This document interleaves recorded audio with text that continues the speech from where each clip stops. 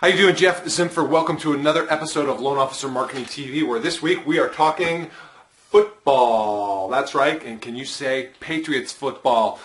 How about, what if Bill Belichick was coaching you on your business? What would he tell you about how to succeed as a mortgage loan officer? Stay tuned and get the details. Coming right up.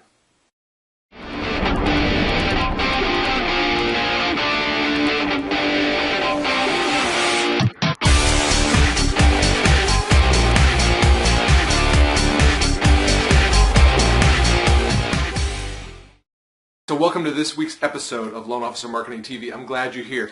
And as you can see, I'm dressed up in my Bill Belichick, the head coach of the New England Patriots, football gear. If you know anything about Bill Belichick, he's no BS, no frills, bottom line, just, tried and true guy who tells it like it is, and sometimes that ruffles a few feathers.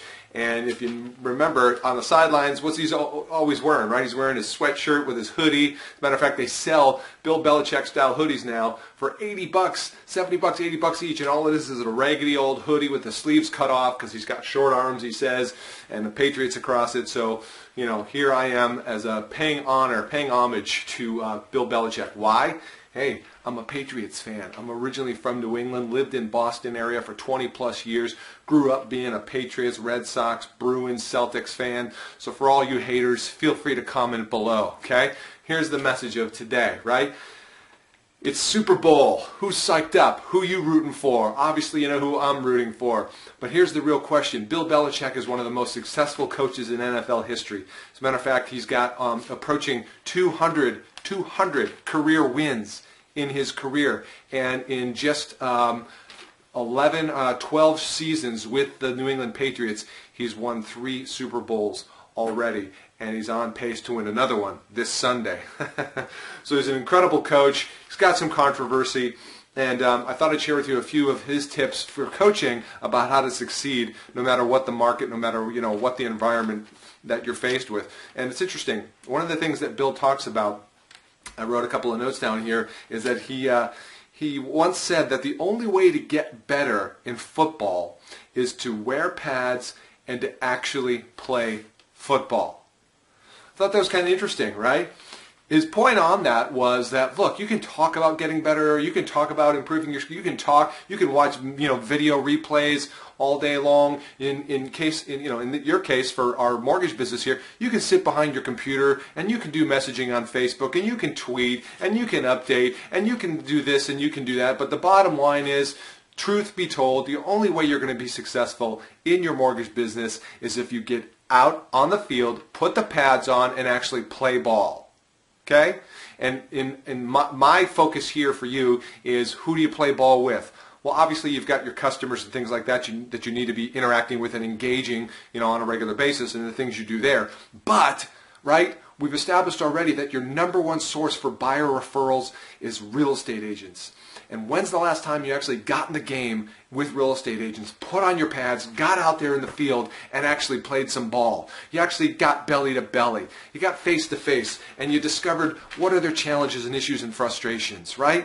If you're not doing that, if you're sitting on the sidelines behind your desk at your computer, living on Facebook and all the other bright, shiny objects, you're not in the game. And you're never going to develop your skills as a professional in this game called mortgage origination. Okay? So that's my little Bill Belichick thing. The other thing he says is this, is that what they tell their players every single week is that there's only a few basic things that you need to do to succeed. Not 800 different things, 3 things, 4 things, right, that you need to focus on and be really, really good at. What's that in your mortgage business, right? There's multiple facets that we have to do and manage today in the mortgage industry. But obviously, one of those things is originating loans and where you go to get those loans. Now, obviously, one of the 4 things, let's say, in your business that you need to do is get face-to-face with referral partners, with real estate agents, because that's the game, right? Other things you need to do in your business is have an effective process for onboarding loans and for a communication process, both pre and post and during the loan process, right? So what are the 4 things that you need to do in your business? I'd love to hear your comments on them. Just pick 4, pick 3, whatever. A couple key, just not 800, not this, not that flashy, that, not this new gadget here and this and that. It really comes down to blocking and tackling fundamentals. What are the 3 or 4 things you need to be excellent at in your business to succeed as a mortgage professional.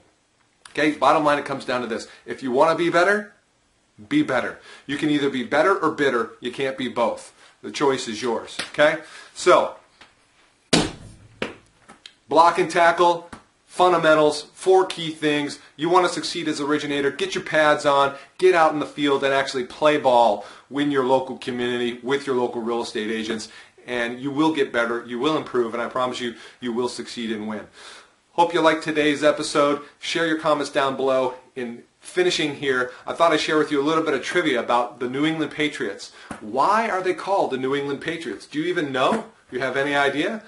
Watch this video for a couple of minutes and you'll learn a little bit more and probably have a few laughs as well watching the players get asked why they think the New England Patriots are even called the New England Patriots. So, hey, love your comments. Enjoy Super Bowl Sunday, and we'll see you on the next episode. Thanks for watching. Bye for now.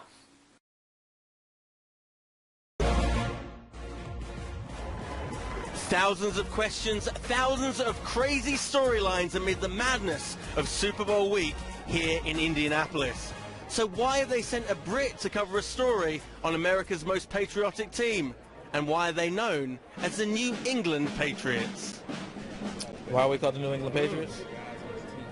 Because we're patriotic. I would have to imagine it's from the Revolutionary War.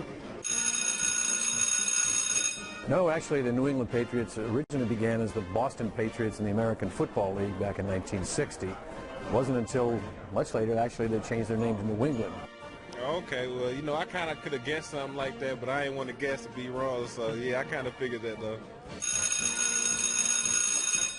They became a regional team. They were kind of a vagabond team their first decade or so, playing in 4 different stadiums, never really having a place to call home. So when they built their stadium eventually, it was out in Foxborough, close to the Rhode Island state line, and it became obviously not just a Boston team anymore. In '71, when they moved from Boston, they were originally the Boston Patriots. They were going to become the Bay State Patriots from Massachusetts, but didn't want to be known as the BS Patriots. So that's how they became the New England Patriots. Smart move, very smart move. So that's why they became New England. Yeah, okay, that makes sense. And it's probably better to be called the New England Patriots. And yeah. So they had an identity crisis to start with. Plus, Boston had had a lot of pro football teams over the years that had failed. So they really had to find a new way to rebrand themselves as something different, something more than just the Boston Patriots, and that became the solution when they built their stadium in Foxborough, became the New England Patriots, and appealed to that broader audience. It was intense. The way to the airport, you know, the whole way there, we were getting stopped by people. You know, people were like waving out through their cars and stuff like that, all the way up to Foxborough to Boston, which is like a 35-40 minute ride at least. So it was pretty impressive. I was definitely surprised. Every week you see the people come out tailgating and stuff. The Patriots, and obviously with New England and particularly Boston, you know, the great historical reference to patriotism in the American Revolution and so on, was a logical name. It was actually, it came out of a fan contest to name the team. So it wasn't anything that the owners, the original owners, the Sullivan family, Billy Sullivan, came up with uniquely to him, but it was after running this fan contest, it made such a logical tie to the community. Oh, so that's why they're now the New England Patriots. Oh, that's a good one. I didn't know that, yeah. Makes sense, huh? Uh-huh.